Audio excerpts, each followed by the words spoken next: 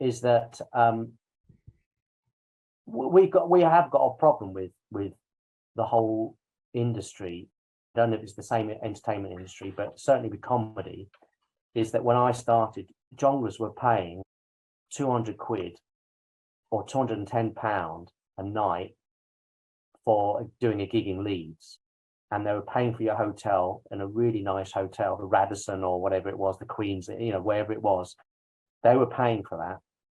And you would do Thursday, Friday, sometimes 2 on a Saturday. And then you could do a gig at the Hi-Fi Club in Leeds in between. This was 20 odd years ago. And the money has gone down, it hasn't gone up. And the cost of living and inflation is so in today's day, that gig would be 500 quid, 400 quid, or something like that, double. But it's gone down. It's, first of all, don't exist, those clubs. And then, you might get 150 quid to a night or something like that. So the money's kind of gone down and everything else has gone up. But the nature of what people want, why they want to do comedy, is they want to earn the megabits right at the top. So people undercut each other, and clubs do the same as well. So, but also clubs sometimes can't afford to pay the act. So you've got some clubs who've got 2 or 3 people in the audience, 4 people, or it's a door split, or blah, blah, blah. But, when I started, you had door split clubs, but they were professional clubs, and the audience would come in and pay, 5 or something like that to come in, and it was split. You look at something like the model of Top Secret, where it's £1 to come in, and the guy is taking a bite. And in a way, some of those clubs should be paying the comedians more, but he knows, and other people know who run clubs, who are making a fortune, and a lot of clubs aren't making a fortune, but some of the clubs that are know that comedians would do it for whatever, because it's Top Secret. It is a club you want to play. It's on their path. As I said before, when I was on the circuit, we were making a living by doing those clubs. Those expectations who come into the comedy now know that they can't make a living by doing those clubs. It's kind of a chicken and egg thing.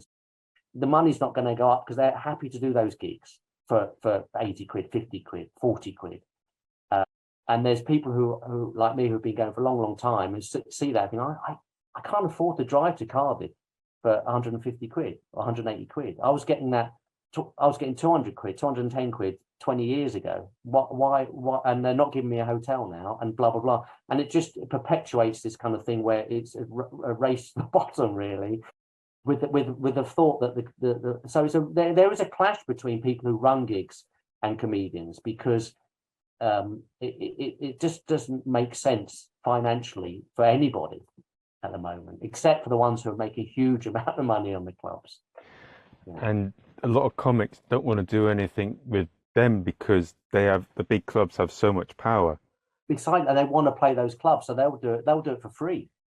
And the fact is that some of these clubs will get in a famous person every so often to try out new material, and everything about it is exciting and all this stuff. And the new Jack Whitehall might turn up and just want to try out 10 minutes, and then you want to be associated with that, and it's all that kind of showbiz stuff. But it's not good if you want to try and earn a living out of doing the clubs. You just can't do it, and that's why that happened in America way before us. You would expect to have a 3-drink minimum or whatever like that, or bring people into these places in New York, and the clubs would be making a fortune.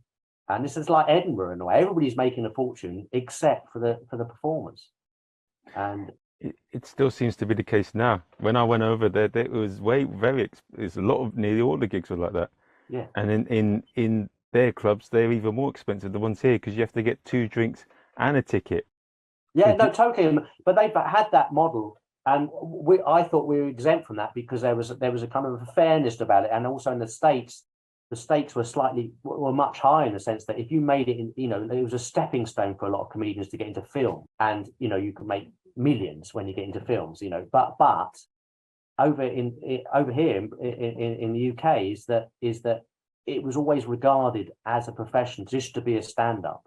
I don't think that there was that kind of mentality in the States just to be. There were a few, but generally it was a stepping stone to get into films a lot of the time.